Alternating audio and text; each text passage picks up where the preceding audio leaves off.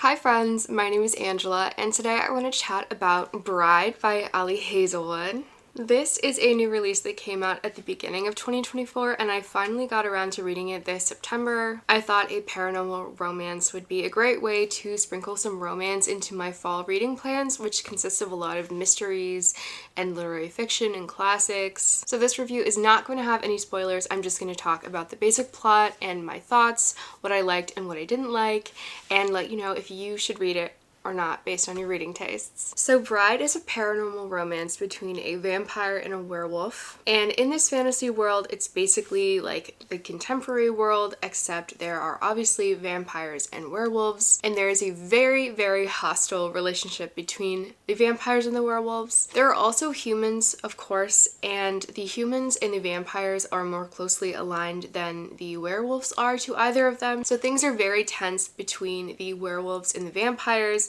and also between the humans, because although humans are weaker, there are a lot more humans than vampires or werewolves. And our main character, Misery, is the daughter of this powerful vampire councilman, and her father is kind of an asshole who kind of uses her to gain political advantages and keep their clan safe. So he kind of uses his daughter as a sacrifice in some scenarios, and he wants her to marry the alpha of the werewolves named Lo for a political alliance. There hasn't been a marriage between vampires and werewolves for a long time, and the last time that it happened, it ended in bloodshed. So this is a very precarious and dangerous scenario for Misery to be in. And at first she's like, hell no, I'm not marrying a werewolf.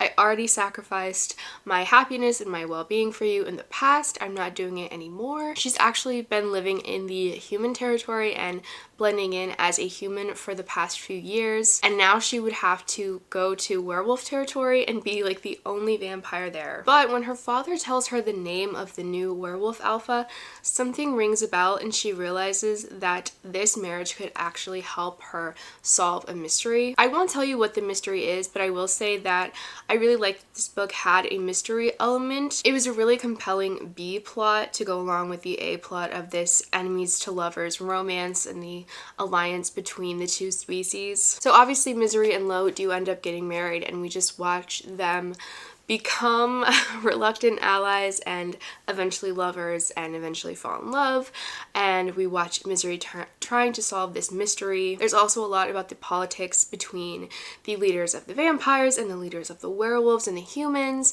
and I thought all of that was really entertaining as well. In terms of the fantasy elements, I think this is a really, really simple fantasy world. It's basically just there are vampires and there are werewolves, so if you're not a fantasy reader and you're hesitant going into this, I would not say that you have anything to worry about. And Ali Hazelwood is obviously known for her like STEM romance novels, and there is a bit of that because our main character, Misery, is kind of like a computer whiz. I don't know exactly what she does, but she does things with computers, so she managed to sprinkle that in there as well. So I ended up giving Bride 4 stars. I ended up listening to this on audio and I just had such a fun time. It was such an easy read, again, because the world building wasn't, like fantasy complex world building. I was able to just have an easy breezy time. The writing isn't too different from a contemporary romance, which I find very easy to read and to listen to. I think Ali Hazelwood did a good job at actually showing how dangerous it was for vampires and werewolves to be in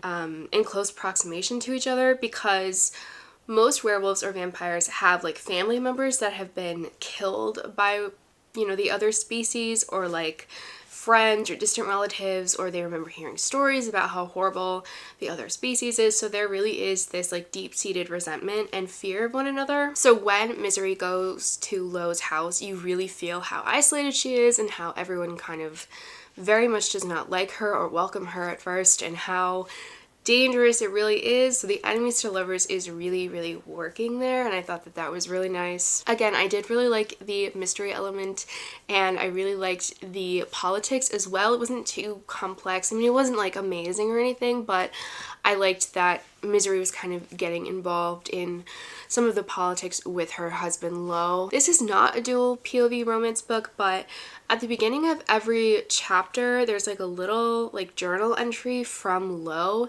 and in the audiobook it was like a male narrator reading that, so that was kind of nice. But I will say I do think this book would have hit so much harder if it had been dual POV. If you've heard anyone else review this book, you probably will hear them mention the nodding, which is a thing that I did not know what it was before I read this book. I heard everyone talk about it, but no one ever like defined it, and I am not going to define it either.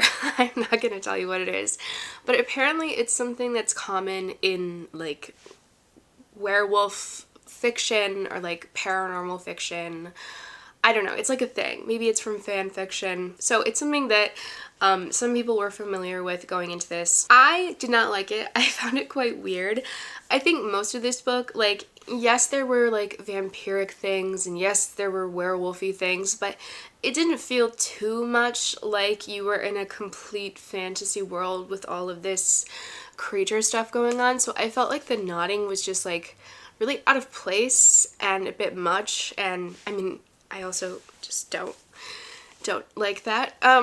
So that did decrease my enjoyment quite a bit. It was just like the only like weird out there thing in the entire book, so it just felt so out of place. And maybe I would have been more okay with it if there had been more like wacky out there paranormal things in the novel, but there just weren't, in my opinion. I think Ali Hazelwood is really known for her fun, easy books. Like, people just go into them for a dopamine boost. Like, they're just fun and a good time. You're not expecting them to be too deep or emotional. There might be a couple cheesy and cringy things in the book, but you're still having a good time overall. I will say something that I haven't liked with Ali Hazelwood is her insistence on having like a huge man, and then the woman is so teeny tiny like a baby. I really hate that. I think it's so annoying and so weird that she was obsessed with that for a few books. But I will say this book doesn't emphasize that in the same way. Like, it doesn't constantly harp on how small she is. Like, she probably describes him as big, I don't remember, but it wasn't like the thing in the love hypothesis. So if that is stopping you from reading Ali Hazelwood, I think you'll be okay with this book. So yeah, I think this is like a good, you know, entry point into paranormal romance. I don't personally read paranormal romance like at all. I mostly just read contemporary romance and a few historical. I've read a couple fantasy romance books. I do read fantasy books.